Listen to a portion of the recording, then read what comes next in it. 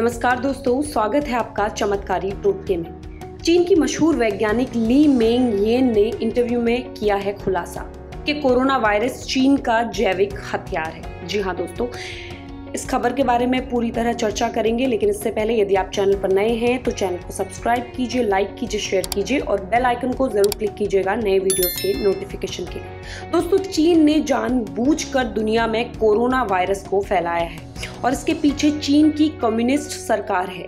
ये सनसनीखेज खुलासा किया है चीन की ही एक वैज्ञानिक ने। दरअसल अमेरिकी खुफिया एजेंसी के हाथ में कुछ कागजात लगे हैं जिसमें कहा गया है कि 5 साल पहले से ही चीन कोरोना वायरस को तैयार कर रहा था और चीन तीसरे विश्व युद्ध की तैयारी में जुटा हुआ था, जिसे वो जैविक हथियार के सहारे लड़ने वाला था। इस खुलासे ने चीन की पोल पट्टी दुनिया के सामने खोलकर रख दी है।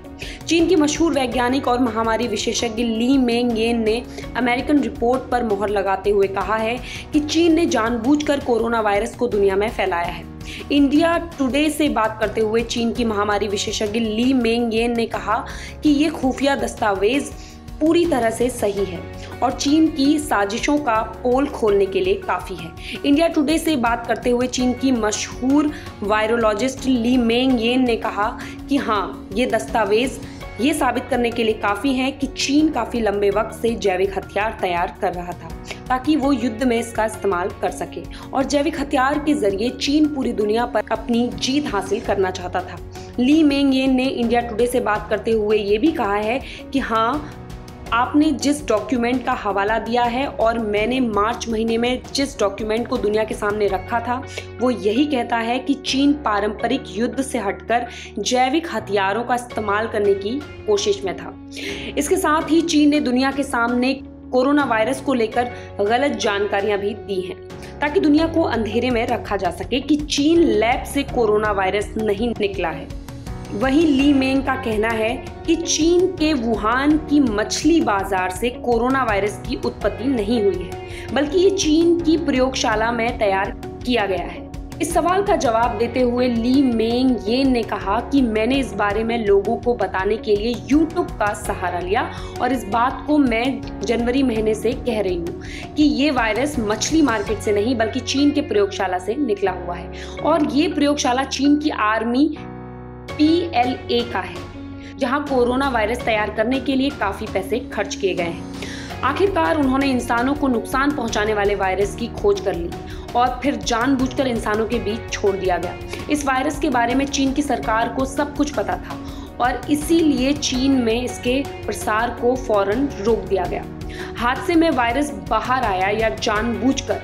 इंडिया टुडे ने चीनी वैज्ञानिक से सवाल पूछा कि आपने कहा है इस वायरस को जानबूझकर रिलीज किया गया, ये हादसा नहीं था, तो क्या इसे जानबूझकर फैलाया गया ताकि दुनिया का हेल्थ सिस्टम बर्बाद हो सके? इस सवाल के जवाब में चीनी वैज्ञानिक ने कहा कि हाँ, इस वायरस का टारगेट दुनिया के मेडिकल सिस्टम को बर्बाद करना भी था। दरअसल 5-6 साल पहले चीनी अधिकारियों ने कहा था कि इस वायरस से मृत्यु दर काफी कम है, लेकिन ये हेल्थ सिस्टम को पूरी तरह से तोड़ने में सक्षम है।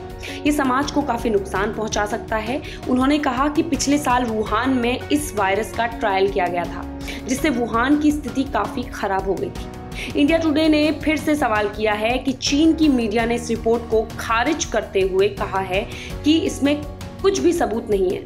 इस सवाल का जवाब देते हुए चीन की महामारी विशेषज्ञ ने कहा कि चीन की सरकार की तरफ से रटा रटाया जवाब दिया गया है कि ये सब चीन के खिलाफ साजिश है और गलत कैंपेन चलाया जा रहा है। लेकिन सवाल ये उठता है कि क्या ये वायरस प्राकृतिक है और इसके लिए इस वायरस को प्रकृति के मुताबिक होना पड़ेगा, जो ये नहीं है।